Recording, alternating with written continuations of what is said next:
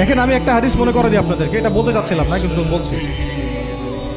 নবী সাল্লাল্লাহু আলাইহি ওয়াসাল্লাম একদিন ঈদের খুতবা দিচ্ছিলেন এবং ওই খুতবাতে তিনি বলেছিলেন যে, হে মুসলিম নারীগণ, আমি জাহান্নামে দেখে এসেছি যে তোমাদের সংখ্যা বেশি।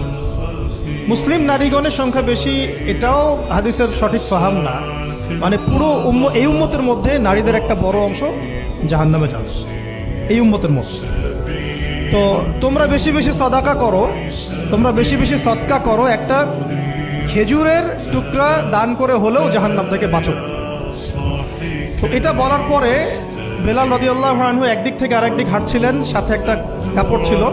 নারীরা তাদের কেউ গলার হার, কানের দুল, হাতের মানে চুড়ি, এগুলো সোনার সব খুলে খুলে দান করছিলেন।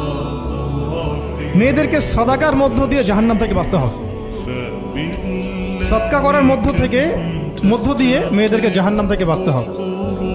আজকে যদি আপনি একটা প্রতিষ্ঠান গড়ে দিয়ে যেতে পারেন, এটা যদি আরও 50 বছর সাস্টেইন করে, এই 50 বছর এখানে যত মানুষ দিন শিখবে সমস্ত মানুষের ইলমের নেকি আপনি পাবেন।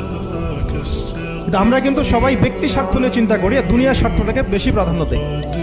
আমার 500 জায়গা আমি দিয়ে দিব, আপনি দিচ্ছেন না, বরং আপনি পরকালের জান্নাতের একটা জায়গা আপনি সার্টিফাইড করছেন।